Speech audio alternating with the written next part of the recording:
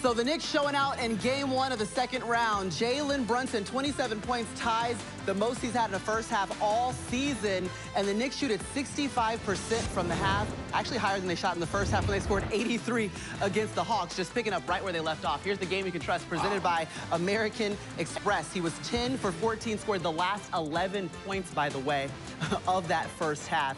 More than impressive was JB in that first half. Welcome back inside the studio. Maria Taylor, the Hall of Famers here. Tracy McGrady, Vince Carter, and Carmelo Anthony.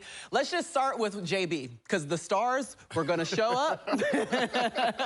You want Melo to go first and what we saw? What did you see from JB in that first half? I saw from the beginning of the game, JB looking like he's ready to get this game over with. He started off the game aggressive. We all know he lead the first quarter in points in the NBA, and he showed that today. 27 points in the first half. Philly didn't have an answer for JB in this first half. When they switched, he's hunting the switch. He's hunting Joel Embiid on the switch. He took a page out of Atlanta book from last series and he applied it to this book right now. And so we're gonna hunt Joel Embiid off of those pick and rolls. If you want to sit back in that drop on Jalen Brunson, then Jalen Brunson gonna live for that all day long. For me, it's where's the physicality, right? Where's the pressure?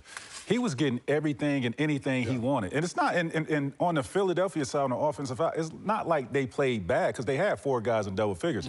It's just, they had somebody on the other side that was amazing and really just took advantage of everything that they gave him. I looked for Philly to be extremely physical with him in the second half to kind of cut that water off and see if somebody else could beat him, because right now he's rolling. And here's the other thing. When the Knicks played the Hawks, they made sure Brunson had to guard on the other end to take away some of that. Good call. Right now, Jalen Brunson sits in the corner while they're featuring Joel, which I understand, but at some point you have to make him guard, because if not, he's good and fresh to go on the other end, and you're seeing the effects of that. Well, this is why he got 27 points. And this is why the Knicks got 30 paint points too, right? 30-plus paint points. Well, they just dominating the whole game. Offensively, defensively, they more aggressive than Philly. They beating Philly to the loose basketballs out there. And they just have a little bit more grit and hunger than Philly right now in the first half. Well, you mentioned the points in the paint. We'll get to what Cat was able to do, too, in that first half. He did have 10 points, putting a little bit of pressure on the defense in the interior for 76ers. I mean, Cat, he's been doing what he's been doing. If we're looking at these plays right here, Cat's vision is what really helps the New York Knicks. When he's able to be in that top of the key, that top of the paint, top of the three, now he's able to see the whole floor. In that case, he saw OG getting the back door.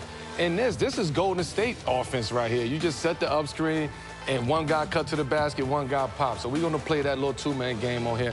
And here, I pass the ball. I got you guys open. Drummond, you don't know whether to be back or be up. I'm going to shoot this. I'm one of the best three-point shooting big men in this league. I feel like just that subtle move on their offensive side of getting Cat involved at the at the top of the key, being the initiator on some of those passes, really unlocked their offense. Absolutely. Yeah, and the offense has been rolling really for the Knicks over the last, 3 games now, all the way into this first half. So we'll see what they have for the second. But everybody is eating right now in the Mecca. Just throw it up. Show you guys that the static exists. And Melo, you already speak to it a lot. Just when these two teams meet, the rivalry is already there. Like, we don't even have to bring it up, right? You're watching. I'm watching, my bad. I'm sorry. He's ready to play. I am ready to play. But no, the history is there. It's no fluke. You know, we've seen it. We saw those highlights. We saw the couple scuffles. We see the dirty play, on Mitchell Robinson. And now you get an opportunity to come back, get healthy. Now this matchup is what you wanted. This matchup is what the Knicks wanted. This matchup is what Cat wanted and Mitchell Robinson wanted. And I'm sure Jalen Brunson wants this matchup too. So I always, I said it earlier that PG is the X factor in this series. So there's a couple things to look forward to. You have Cat versus Joel.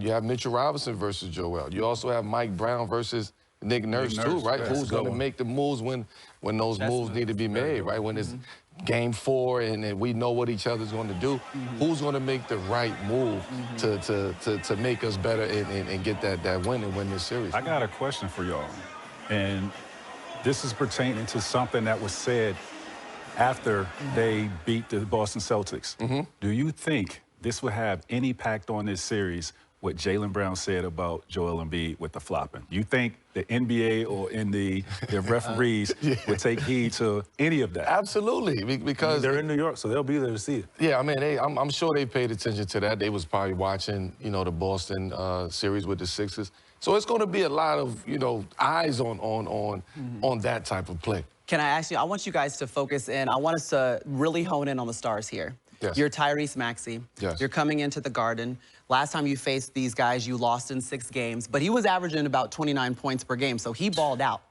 But the focus has to be what? Like, what is Tyrese telling himself when he's going into the locker room? How does he have to perform? You are that guy. Yeah. You don't take a backseat to Joel. Okay. You know, you're doing it as a tandem, 1A and 1B, but you go out there and you lead your team as if Joel is not there, because all year he was that guy. Yeah. And they've coexisted. The one game, Joel's first game, I thought that's when he was hesitant, and we didn't see the best version of Tyrese Maxey. But it's funny you say that, because remember we interviewed PG after Game 6, and he said he went in the locker room, and he looked at Tyrese, and he said, you can't just shoot, was it 9 shots or something like that? He's like, that can't be 3 you. in the first half. Yeah, we need you to shoot more. We need you to really be hunting your shots. And so, but he changed that in Game 7. Yeah, well, he's not going up against, you know, Peyton Pritchard in this series, not to disrespect Peyton Pritchard or Derek White. This is Jalen Brunson, right? This is a different beast. Yeah. So that challenge presents, like that matchup presents a different challenge. And I'm sure he's ready for that. He understands what his assignment is. I see the advantage on the offensive end with him because of his quickness, his speed. And then defensively, they have guys that they could put on Brunson. I'm not necessarily how they're going to match up. This first game might be one of those games where you feel things out and then you start making adjustments as you go. So I want to see how they match up with Brunson in this game one. Can I ask you guys a question? Who are the real Knicks? Is it the Knicks we saw that beat the Hawks by 51? We're going to find out. Or the Knicks that lost 2 straight by 1 point to the Hawks?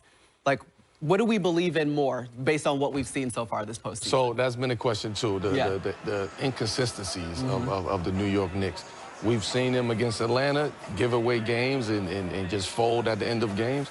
But we also saw them against Atlanta where they came in locked and ready, put together a 48-minute game, and they got Atlanta out the gym. Right. So I don't know who's going to show up today, right? I know Jalen Brunson has to show up. I know Cat has to show up. I know Maxey has to show up. I know Joel has to show up.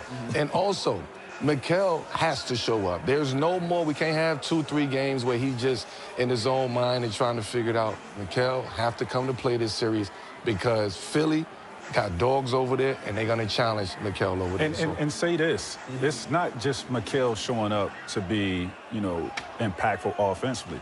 Like, we want you to be impactful on the defense end. If you're not making your shots, you have the skill set, you have the ability to impact the game in other areas. So we're fine with you not making shots, but just impact the game in other areas. There's 2 things I love about this series, what we're going to see.